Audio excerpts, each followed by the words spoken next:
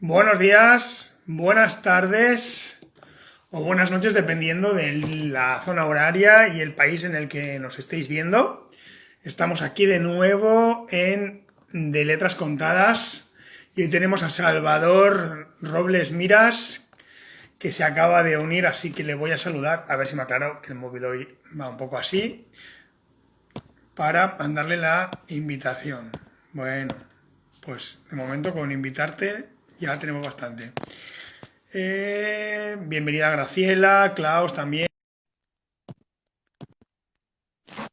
Damián también está llegando. Buenas noches a todos, buenos días, buenas tardes, ¿vale?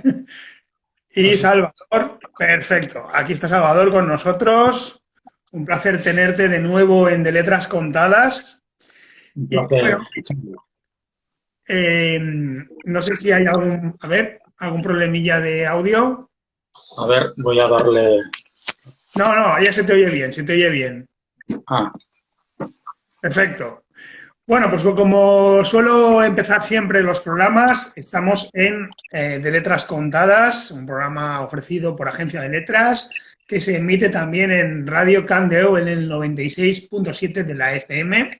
Y hoy tenemos a Salvador Robles Miras, que nos va a hablar de su novela 1951, que muy prontito saldrá ya, y está publicada por Pluma de Sueño. Para los que no lo conozcáis, os voy a resumir un poquito su trayectoria. Salvador Robles Miras nació en Águilas, Murcia, aunque lleva viviendo en Bilbao desde hace más de 50 años. Es periodista y pedagogo, colaborador habitual de ITV y de Tele7. Ha publicado 34 libros, ensayo, narrativo y novela. Sus últimos libros son las novelas Noche Clara, Maritor, Sangre Mala, Maritor y Contra el Cielo, de Ediciones Torre de Lis, La Rebelión de los Mendigos, el volumen de cuentos y microcuentos Un cuento interminable, con María G. López, y la obra de ensayo La pluma del colibrí, diario de un coronavirus. Ha recibido más de un centenar de premios y galardones en concursos de cuentos, microcuentos y novelas. Y bueno, y un poquito así, por no seguir, porque si no, esto no se acabaría nunca, Salvador, y entonces tampoco es plan. Virginia, buenas noches, bienvenida. Como hoy vamos a hablar de la siguiente novela que va a sacar, 1951, voy a leeros la sinopsis. Y dice así. Hola Salva, bienvenido también, de Huella Cultural. Ginés Flores Ríos, a punto de cumplir 27 años, ha decidido poner en práctica el temerario plan que lleva madurando desde que el régimen franquista ejecutó a su madre, Adela, que fue condenada a la pena capital por asistir a una reunión de la resistencia comunista.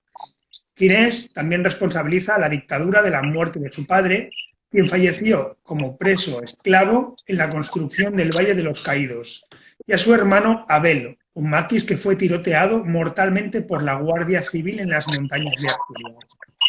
El joven, caracterizado de mujer pistolera, emprende su particular venganza contra el régimen que ha sumido a España en la oscuridad. La hermana de Ginés, Maruja, invocando los derechos humanos a la desesperada, tratará infructuosamente de detener los impulsos homicidas del joven vengador.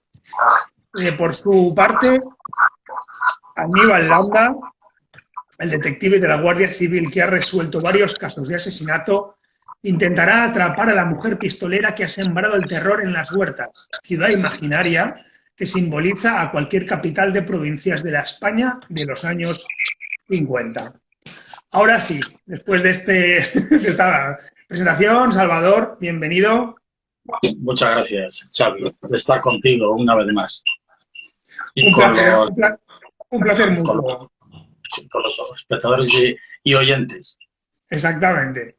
Bueno, voy a empezar con la lista de preguntas y antes me gusta recordar a la audiencia que aquí en Instagram, en la parte de abajo, tienen un bocadillo con un interrogante y si ponen allí, pulsan allí y pueden escribir la pregunta que les apetezca para Salvador y esa seguro que la vemos, porque si no algunas se nos pasan entre que saludáis y vamos hablando y esas ya me lo chiva, ¿vale? Por si se tercia. Lo primero que te quiero preguntar es cuál es tu intención, ¿no? ¿Qué quieres transmitir con esta nueva obra, 1951? Bueno, pues yo creo que hay un gran vacío, sobre todo en los más jóvenes, sobre lo que fue la España franquista. Y bueno, y uno también siempre procura transmitir a los demás lo que subyace, lo que se cuece en su fuero interno. Entonces yo la España franquista de los años, sobre todo 60, yo la viví en mis propias carnes, y la que no he vivido directamente, como es la de los años 50 hacia atrás, pues a través de mis abuelos, de mis padres, pues casi la conozco como si lo hubiese presenciado en directo, no hubiese estado yo allí. Entonces siempre he tenido la inquietud de poder plasmar en una novela lo que fue aquella época, ¿no? Y bueno, y llenar en lo que a mí concierne, aportar mi humilde, bueno, pues visión de las cosas, de lo que fue la España franquista.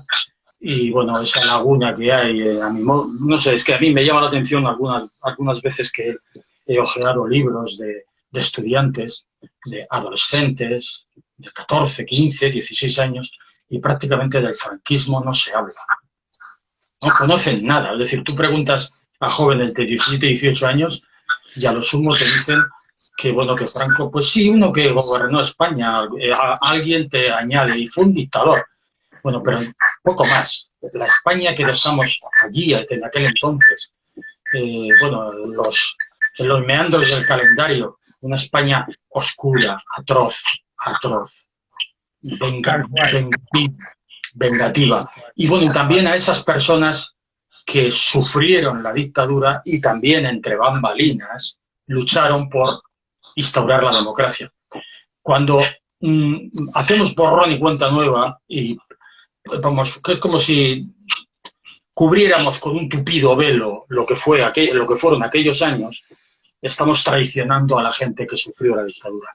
Entonces, bueno, por eso yo me atraía este tema, me atraía también a mí, lo que me atraen son historias en las cuales aparecen personas ordinarias enfrentadas a situaciones extraordinarias y personas extraordinarias enfrentadas a situaciones ordinarias. Eso es lo que a mí me interesa en la literatura, porque ahí me permite ahondar en lo que es el ser humano, en los límites del ser humano, en pues, su capacidad de superación, de lucha ante la injusticia.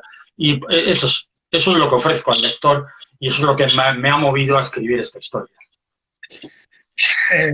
Bueno, estupendo todo lo que cuentas. Me reía, no porque me parezca motivo de mofa, ¿no? El dolor del franquismo y cosas así, sino porque justo cuando has hablado de los adolescentes que no saben, no recuerdan o no tienen conocimiento sobre esa época, justo ayer estaba viendo una serie en una de esas plataformas digitales que se emitió por Televisión Española que se llama Hit, de un, entre comillas, profesor, que, bueno, y hay dos personajes, ¿no? Dos adolescentes, que uno es fascista y va con una chica y la chica le dice, pero tú no sabes quién era Franco. Dice, ¿quién era? Ese hombre bajito con bigote.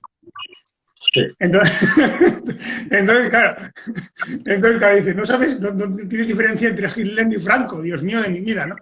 Y un poco me pareció como un guiño igual demasiado bruto, pero oyéndote ahora con lo que cuentas me parece ya lo normal, ¿no? Son como el pasado ya no les suena para nada, ¿no? Y bueno, sí, tal vez es una buena forma de que se enteren. No, lo que no nos percatamos, hablo en general, la sociedad en general, es que las personas que sufrieron la represión, eso que es pasado, para ellas el pasado siempre es presente. Siempre es presente. Porque algunas de ellas dejaron a sus seres queridos en la cuneta. No estoy hablando de la guerra civil, estoy hablando de la posguerra, porque la represión con los vencidos fue atroz.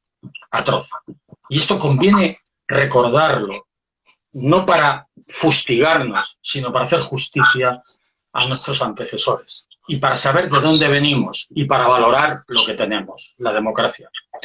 Y también para que esos nostálgicos del franquismo realmente sepan, conozcan qué es lo que están vitoreando y añorando. Porque esas personas, a mi modo de ver, voy a decirlo suave, ignoran lo que fue el franquismo. Lo tienen que ignorar, porque es que si no tendría que pensar que son unos cafres. Porque ¿cómo se puede añorar y vitorear y justificar un régimen que ejecutó a decenas de miles de personas solo por pensar diferente? O sea, eso fue el franquismo y la posguerra, donde unos cuantos vivían de maravilla y otros estaban sometidos o juzgados. Eso lo viví yo. O sea, que a mí no me lo han contado en una película, yo lo viví. Sé de lo que hablo. Claro, claro, eso lo viste en tu propia piel y por lo tanto, bueno, de ahí el motivo de la novela. Sí. Nos han mandado una preguntilla, me han hecho caso. A ver, la he puesto por aquí, dice Damián Patón, dice, a mi abuela católica irlandesa, Franco le parecía un enviado de Dios. Para mí, un miserable asesino. Bueno, más que una pregunta, ha sido un posicionamiento de Damián. Gracias por tu aportación desde luego, compañero. Y entonces, ahora... Sí, lo que dice Damián es que, claro, el franquismo, vaya por delante que esta es una novela también entretenida, de intriga, de amor, o sea, que los que no hayan vivido el franquismo pueden leer, claramente, y no necesitan un conocimiento histórico, ¿no? Pero lo que ha apuntado Damián era una realidad. Entonces, el franquismo delegó la educación, entre comillas, moral, la delegó a la Iglesia. La Iglesia era la encargada de la educación moral. La Iglesia que colaboraba, que yo no quiero, con esto no quiero decir que todos el clero, y menos de ahora, había sacerdotes que también lucharon contra la dictadura, pero en principio la Iglesia como jerarquía, como institución, se alineó con el franquismo y era su cómplice necesario, y colaboró de manera entusiasta con el franquismo. Por eso se suele decir Franco bajo palio, y era verdad. Entonces, se le llamaba el nacionalcatolicismo. Eso es lo que se vivía entonces, lo que se vivió, y era un horror, de verdad, un horror, y en la novela sí doy algunos detalles de cómo era el ambiente entonces, ¿no? Como, se prohibía todo, películas prohibidas, libros prohibidos, rosarios y misas, prácticamente se decretaba el luto en Semana Santa, todo cerrado, era una cosa espantosa, oscura, muy oscura. Y entre bambalinas, pues había otro tipo de vida, porque hay una cosa importante, Xavi, que la metáfora, es decir, la censura es la madre de la metáfora. La censura, cuanto más censura, más metáforas se te ocurren para sortear la censura, ¿no? Entonces, había mucha creatividad entre bastidores, ¿no? Mi abuelo me contaban unas historias, pero cuando se oía la puerta, y entonces la historia la cambiaban. No vaya a ser que hubiera algún delator que contara por ahí, estos están conspirando o han criticado a Franco, ¿no? Bueno, pues ese es el ambiente más o menos en el que se desarrolla esta historia de venganza, amor y redención. Sí, Xavi. Bueno, impresionante, porque es verdad que está plasmado de una realidad que sucedió y que tú viviste en primera persona. Y bueno, y a mí un poco lo que me han ido contando también iba por ahí, ¿no? De que, ojo, no digas esto, ojo, no hagas esto, vigila, date la vuelta, que si no, a ver cómo acaba la cosa. Y normal que hubiera ese miedo latente cuando se entraban en las casas y se llevaban a quien fuera para fusilarlo por el decreto de no sé qué que se han inventado, ¿no? Quería preguntarte, dentro de todo este mundillo que sucedió, ¿qué opinión te merecen el personaje, entre comillas, ¿no? De los maquis? Los maquis, bueno, hay uno de los personajes, aunque sale brevemente en la novela, el hermano de Ginés, era maquis, y murió el Ginés protagonista, el vengador, vamos a llamarlo así. Y murió en las montañas de Asturias. Bueno, estos maquis eran unos románticos, vamos a llamarlos así, que pensaban que todavía se podía luchar contra el franquismo con los medios, modestos que ellos disponían, que eran unos rifles, y se fueron a las montañas a continuar la lucha contra el franquismo. Ellos no se quisieron dar por vencidos. Ahora me merecen todo el respeto, porque ellos luchaban por un ideal, Y bueno, que yo sepa, no asesinaban, luchaban, porque eso Entonces, bueno, pues estos son los maquis. Los maquis fueron, al término de la guerra civil, hubo un grupo que se fueron a las montañas a seguir luchando contra el franquismo.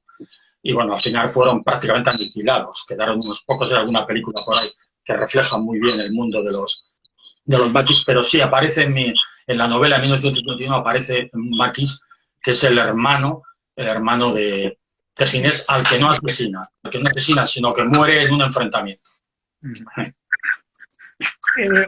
Otra cosa que me ha llamado la atención por saber, ¿no? Eso si se ha basado en algo que te han contado, algo que has leído, o ha sido fruto de tu propia inventiva, ¿no? Que también puede ser, claro que sí.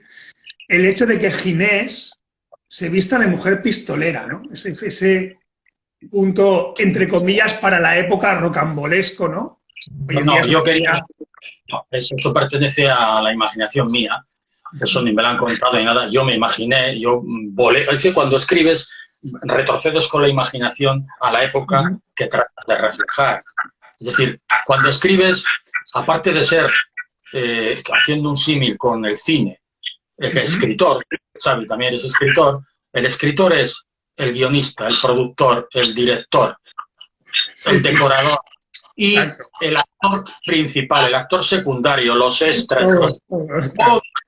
Entonces yo, cuando escribes una novela, en esta novela en concreto, yo me remonté con la imaginación, y esa imaginación, ¿qué me imaginaba yo? La imaginación tiene que posa siempre en terreno firme, que es tus conocimientos.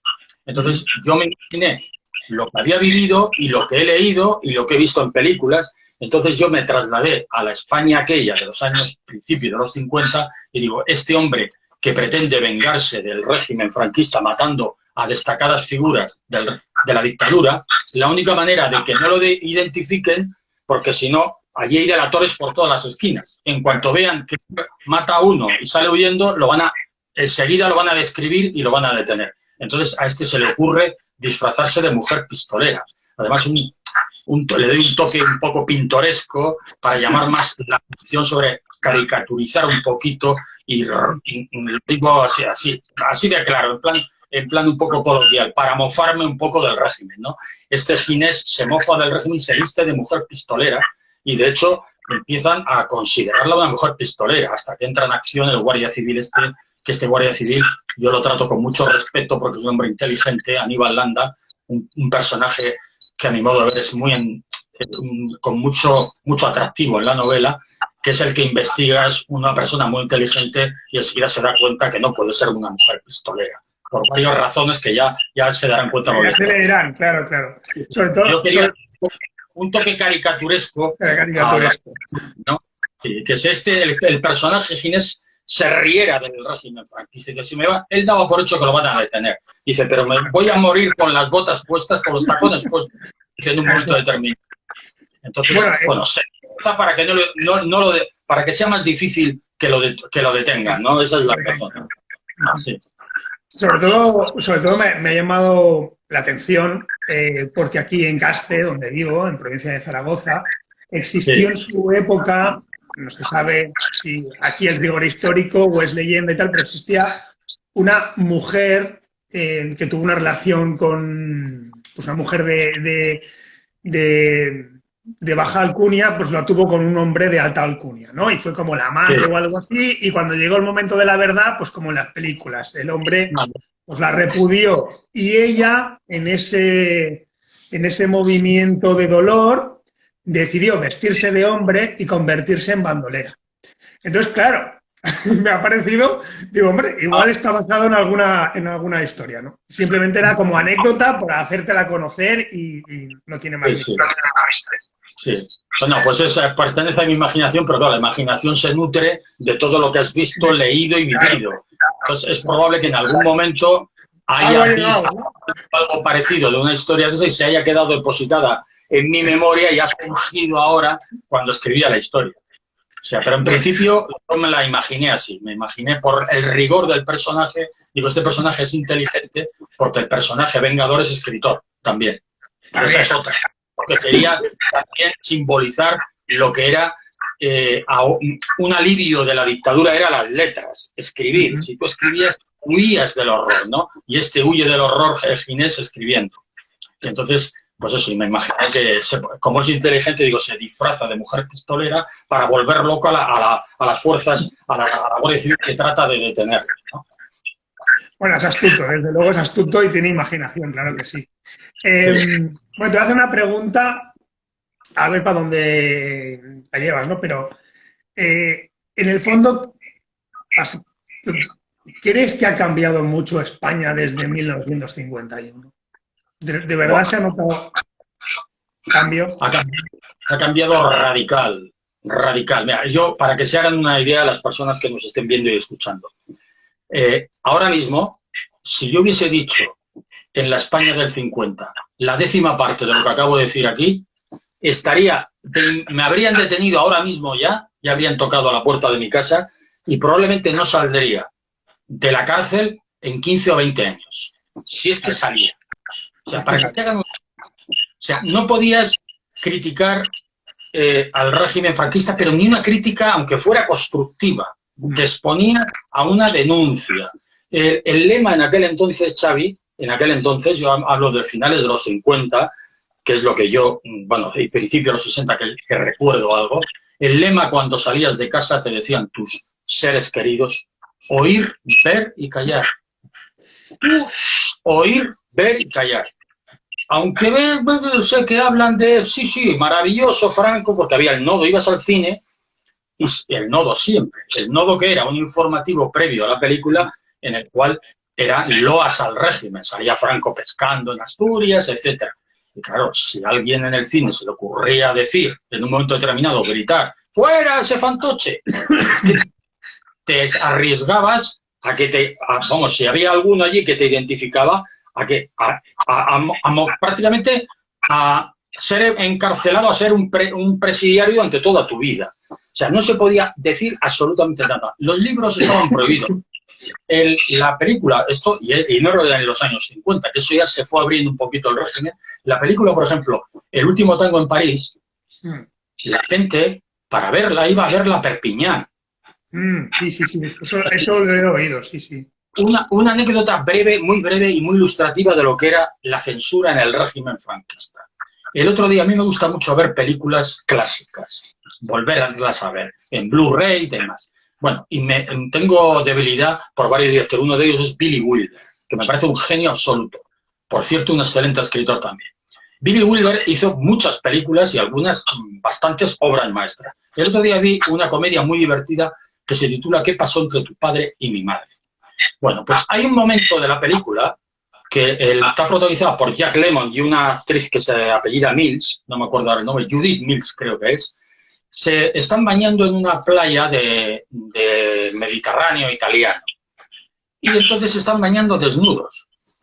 Desnudos. Se lanzan al agua y se le ve a los dos, se les ve las nalgas y a ella los pechos. Pero esa escena de inmediato aparece en inglés, no está traducida al castellano. ¿Sabes por qué, Xavi? Porque en su día cortaron. Entonces, ese tipo de escenas estaban prohibidas. Besos, morreos, lo que se dice vulgarmente, prohibidos. Se cortaba la película, daban el corte. Entonces, todo ese tipo de... Bueno, los libros de Camus, de Sartre, bueno, todos esos prohibidos. Todo pasaba por el filtro de la censura. Una censura inflexible. Esto era la España en la que vivíamos. España triste de toros y fútbol. Toros y fútbol. Ese era el entretenimiento que teníamos en aquel entonces, cuando había televisión en los años 60, la primera y la segunda cadena de los 70, era ese. Nos metían toros y fútbol a todas horas para que la gente pues se olvidara del régimen en el que vivíamos y que la gente dejara de pensar. Porque si pensaban y podían comparar lo que vivíamos con, por ejemplo, lo que se vivía en Francia, pues se quedaban pasmados. ¿Qué es esto? ¿Qué es esto?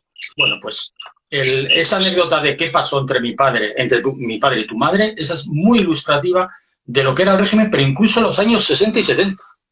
O sea, en el momento que salía la moral, en aquel entonces, Xavi, la moral no era de cintura para arriba, la moral era de cintura para abajo.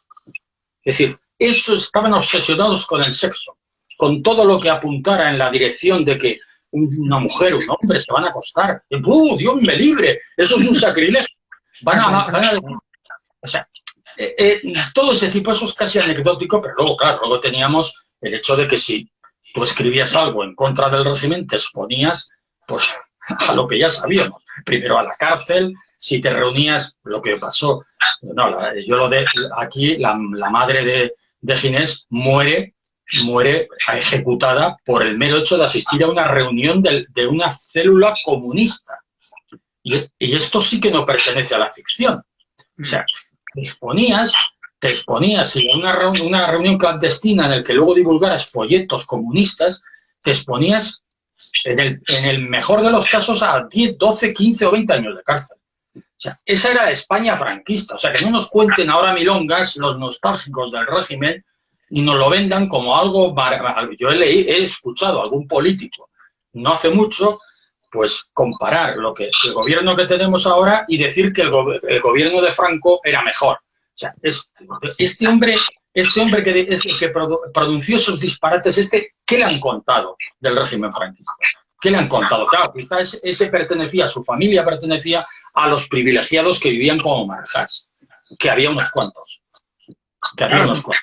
Lógicamente, desde ahí la visión global es bastante diferente, ¿no? Yo sí que recuerdo, porque claro, a mí todo esto ya me pilló fuera de onda, ¿no? Lógicamente, pero sí que recuerdo cuando estudié cine, que además como ahora vivo cerca de Calanda, que es de donde nació Luis Buñuel, siempre recuerdo la anécdota de tenéis que ver obligatoriamente de las películas de Buñuel, tenéis que ver Viridiana, porque es la película que Franco quería quemar, y lo cuento como anécdota bueno, ya que estamos, ¿no? Para el que no lo conozca, y es que precisamente la mandó a quemar, pero gracias a que uno de los operarios que estaba allí guardó una copia, pues la película pasó a la prosperidad, ¿no? Pero si no, hubiera sido totalmente eliminada. Y ahí queda. Ahí queda como... Los libros, Xavi, y de lo cual nos podemos hacer ahora una apología de la literatura. ¿Por qué enseguida se prohíbe los libros que no son afines al régimen? Pues porque saben que el libro es una fuente de conocimiento y de reflexión y transmite inquietudes al lector, y el lector se puede hacer las preguntas. Oye, este mundo que me describen en esta novela es totalmente diferente al que estoy viviendo y me gustaría vivir en un mundo así. Porque la literatura, en realidad, cuando tú escribes, también escribes historias en las cuales describes, es decir, pintas un mundo que es el que te gustaría ver en la realidad también, ¿no? Apuntas hacia algo parecido a una utopía. Hasta ahí podemos llegar. Y para eso, claro, hay que recorrer el camino. Y el camino sería, obviamente, acabar con la dictadura. Acabar vamos a llamarle métodos pacíficos. Pero bueno, no fue así porque era atroz. Estaban por todas partes y fue imposible que hubiese una contestación al régimen y que Franco pues cayera, no digo que lo mataran, pero que cayera en vida, no esperar a que muriese, ¿no? Y bueno, pues es la dictadura, y repito, la historia mía, 1951, que no es una historia política, yo solo describo el ambiente, es una historia, repito, de amor, de redención, un dilema moral, es una historia, todo lo que escribes en realidad al final es moral, porque si apuntas a una persona que quiere venganza, tiene que hacerse preguntas sobre si lo que está haciendo es ético o no, si eso está traicionando sus ideales. Entonces es una novela claramente moral, la mía, ¿no? No es que sea moralina, sino moral, porque plantea muchas preguntas al lector, ¿no? Yo que he leído ya algunas obras tuyas, imagino que es eso, que pretende eso, que el lector se llegue a plantear qué harías tú en ese caso. ¿Qué harías tú? Porque es muy fácil decir, no, hombre, esto está mal porque no se puede hacer, porque, hombre, como tal. Pero ¿y si tú estuvieras allí en esa situación, con la experiencia vital de ese personaje, con el vacío de la muerte del ser querido? ¿Quién te dice que no te plantearas lo mismo, ¿no? Y eso, bueno, pues eso, como bien has dicho, es lo que hace pensar, evolucionar, adquirir conocimiento y plantearte que lo de alrededor se puede modificar o cambiar y desde luego en la época de Franco no les interesaba porque bueno, había que tener adoctrinado, ¿no?, a la población. Bueno, Sí, sí. Dicho esto, tenemos otro interrogantillo por aquí, otra pregunta, a ver, de Damián. Dice, ¿crees que volverá una nueva dictadura revestida de formas democráticas actuales? Bueno, quiero pensar que no, pero no lo descarto. No lo descarto. Desde luego, si no estuviéramos en la Unión Europea, lo vería bastante factible. Pero yo espero que no. Pero no es ningún disparate lo que ha planteado Damián, porque ahí tenemos el ejemplo de Polonia, en Hungría, que es una dictadura encubierta, ¿no? Porque claro, si tú llegas al poder con mayoría absoluta, empiezas a legislar y al final es democracia, una democracia de pacotilla, ¿no? Desgraciadamente no lo descarto. Lo veo difícil, afortunadamente. Difícil. Pero yo lo que sí me llama la atención, y esto también va unido a la historia mía, del libro, no a mi historia particular, sí me llama la atención un poco el pasotismo del ciudadano en general, hablo en general español, el pasotismo. No hablo de política, sino un pasotismo ante ciertas injusticias que pasan olímpicamente, hay una indiferencia absoluta. Yo estoy bastante decepcionado, por ejemplo, en lo que concierne a los ancianos, algo que ya lo he denunciado públicamente en redes sociales, incluso en algún programa de radio, de cómo pudimos permitir la masacre que se perpetró contra los ancianos en los meses de marzo y abril de 2020. ¿Cómo pudimos permitir eso?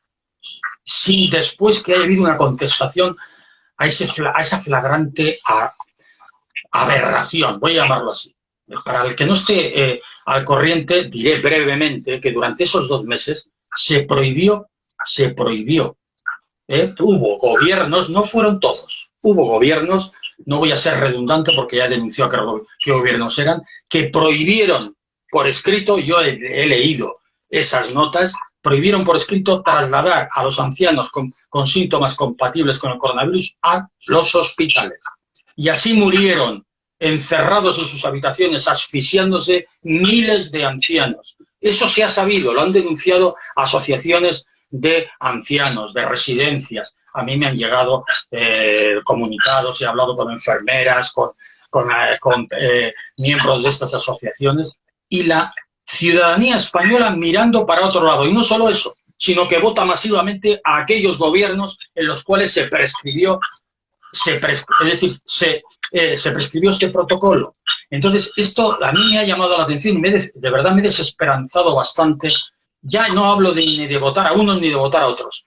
El que perpetre una ignominia de ese calibre, sea de izquierdas o de derechas, no merece volver a gobernar jamás.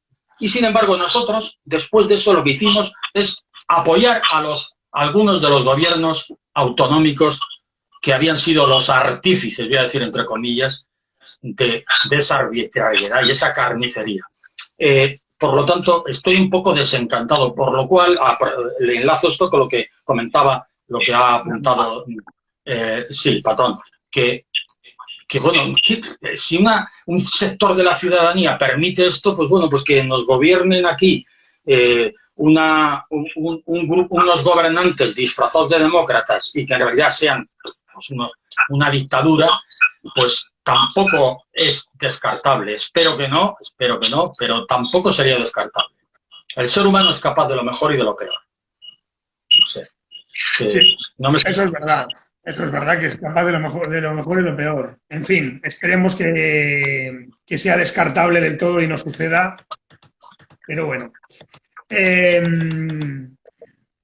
Una preguntilla también que tengo por aquí es: ¿la libertad es cuestión de actos, pensamientos o palabras? De actos, pensamientos y palabras. Es decir, el pensamiento precede a la palabra el acto, pero es que luego el acto se convierte en palabra, las palabras nutren tu pensamiento. Es una interacción. Lo que está claro es que la libertad está unida a la acción. O sea, a veces una acción es permitir que otro opine lo contrario de ti y admitir esa opinión. Yo, por ejemplo, tengo redes sociales, el Facebook me viene muy bien para divulgar mi literatura. Yo jamás he censurado a nadie. En la página donde yo tengo que te permite esa herramienta, la aplicación te permite censurar. Yo no censuro, salvo que sepa que alguien está calumniando de manera deliberada a otra persona. No lo he hecho nunca. A mí que me pongan de vuelta y media, como me han puesto alguna vez, pues bueno, eso está dentro del oficio de escribir. Tú escribes en público y tienes que estar dispuesto a hacer. También hay gente que te diga que no le gusta lo que has escrito, ¿no? Pero, es decir, la libertad está unida a la tolerancia, Ojo, menos. Se puede tolerar todo menos, es decir, la intolerancia. Es decir, tú puedes tolerar todo, menos la injusticia. Ahí tienes que ser intolerante. Pero la tolerancia hasta la opinión del otro expresada de manera respetuosa, y luego tienes que llevarla a la acción, no basta la palabra. Yo te respeto, y luego si esa persona está en desacuerdo contigo o te dice que no le ha gustado el libro que has escrito, no le diriges la palabra. La borras de tu lista de amigos, que eso ocurre a menudo. Ocurre, sí. Te piden tu opinión sincera, se la expresas, oye, pues esto quizá no me ha gustado, en mi opinión, tendrías que suprimir esto, y resulta que luego, a cambio esta persona lo que hace es te borra del mapa. Eso sí que es negar la libertad del otro, la libertad de expresión. Entonces, la libertad es eso, es decir, es acción, palabra y pensamiento. Es decir, los orientales lo dicen mejor, lo dicen muy bien, Xavi. Los orientales dicen, siembra un pensamiento, y cosecharás un acto. Dice, siembra un acto y cosecharás un carácter. Siembra un carácter y cosecharás un destino. O sea, todo empieza por el pensamiento. Pero el pensamiento se nutre de palabras. Las palabras se convierten en acción. La acción alimenta las palabras vuelven al pensamiento. O sea, todo está unido. Bueno, yo ya me imaginaba una respuesta por tu parte así parecida. Tenía ganas de ver dónde hacías esta unión. Personalmente me ha encantado, porque sabía que todo estaba unido y que tú lo ibas a defender como tal. Y luego la parte que me ha gustado mucho es verdad, esta de que cuando uno escribe, ¿no? o hace algo en las redes sociales o se expande al mundo a decir, mira, esto lo hago yo o aquí estoy yo, ¿no? Tiene que aprender a encajar todo tipo de críticas, positivas y negativas, siempre y cuando, lo que hablamos, ¿no? Estén basadas en el respeto. Pero que hay mucha gente que una crítica constructiva se la toma como si lo hubieras atracado a mano armada, ¿no? Y entonces reacciona de una manera indecorosa por ese lado. Así que es un buen mensaje tener en cuenta para todos los escritores y escritoras que nos escuchen aquí en De Letras Contadas, que ya sabéis que a mí me gusta dejar la opción de que aparezca algún consejo, y esta explicación que nos da Salvador, yo creo que es lo más adecuado, ¿no? Aprender a conllevar lo bueno y el malo. Desde luego no le vamos a gustar a todo el mundo cuando escribamos, pero si expresan su opinión y encima es constructiva, pues genial, ¿no? Bueno, como esto ya a mí, respóndeme desde donde tú quieras, quiero decir, que si esta pregunta va a desvelar mucha cosa del personaje, ¿no? No lo cuentes sobre la novela, y si no la quieres contestar a carácter tuyo como persona, pues bienvenidas las dos posibles respuestas, o alguna otra que se te ocurra que yo no haya caído, también puede ser, ¿no? Y es que si la venganza es una opción. La venganza no es ninguna opción. No es una opción. No.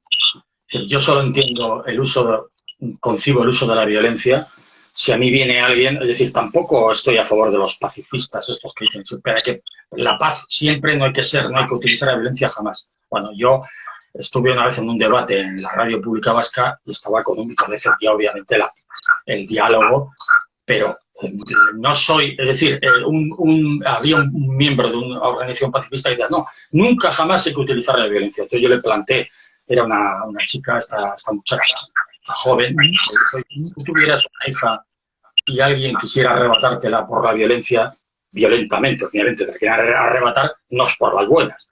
¿Tú cómo defenderías a tu hija? Con lo que tuvieras a mano, ¿no? O sea, pues esto es lo mismo. Es decir, la violencia no como método, es decir, violencia agresiva, ofensiva, pero defensiva, no te queda más remedio. Pero la venganza, jamás, jamás. La venganza, utilizar los mismos métodos que han empleado. Me supongo que la pregunta va relacionada con si han matado a mi madre, como es el caso de Ginés, fusilada, yo voy a tratar de matar a uno de ellos pegándole 2 tiros. Sí, va por ahí, no. Va por ahí. No, porque al final no habría, este mundo sería invivible.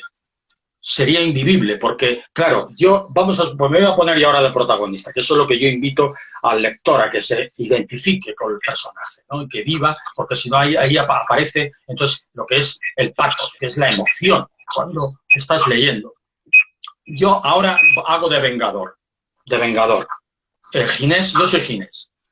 Y mato a uno de los jerarcas del régimen franquista. Bueno, el hijo del jerarca del régimen franquista también tendrá, entre comillas, derecho a matar a algún familiar mío o a mí mismo.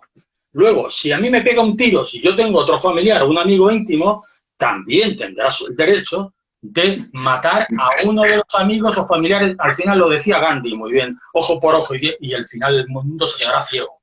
La venganza, un no rotundo, a pesar de que yo he tenido que ser un vengador durante la novela. Eso es lo que tiene de bueno la literatura. Porque he sido, el otro día, con un compañero, también hablando de la novela, he tenido que ser en algún momento hasta Franco. He tenido que imaginarme que yo era Franco. Fíjate lo rica que es la literatura cuando escribes. Tienes que pasar a la conciencia, a meterte en la conciencia de no sé cuántos personajes y tratar de comprender el mundo desde su conciencia, no desde la tuya. Entonces, yo he sido vengador en la novela y sé que eso te conduce es un camino en el que no hay retorno. No hay retorno. Cuando matas, matas para siempre. Matas para siempre. Eso ya no es reversible. Entonces, estoy en contra de la venganza, lo cual no significa que no comprenda a los vengadores. Al vengador que quiere vengar la muerte de su hija. Una cosa es comprender y otra es justificar, que la gente a veces lo confunde. Yo puedo comprender por qué un fulano cogió las armas y se convirtió en etarra, lo puedo comprender, pero no estoy justificándolo, lo estoy rechazando, pero para rechazarlo tengo que comprenderlo antes. Tengo que comprenderlo. Y la labor de un escritor es comprender a sus criaturas, a sus personajes. Comprenderlas de verdad. No desde tu punto de vista, sino desde el punto de vista de ellos. Por lo tanto, no a la venganza. Otra pregunta que me viene después de esta respuesta es, entonces, lo mejor sería perdonar esos actos de violencia para ser libres. Bueno, perdonar, ahora mismo hay una película que ha sido galardonada con 3 Goyas, sí, que habla de ese tema, de Isabel Lassa. Que voy a decir que yo te vi que la recomendabas por tus redes sociales y fui a verla y comparto contigo totalmente la opinión que diste porque también me impactó y va por ahí la pregunta. Por ahí, pero sí. Quería dejarlo un poco sutil, pero sí, es después de verla y con esto que hablamos, a mí me viene a la memoria, ¿no? Sí, perdonar no es olvidar. Perdonar no es olvidar. Es decir, tú perdonas al que se arrepiente, ojo, al que se arrepiente, para que esta persona devolverla a la sociedad.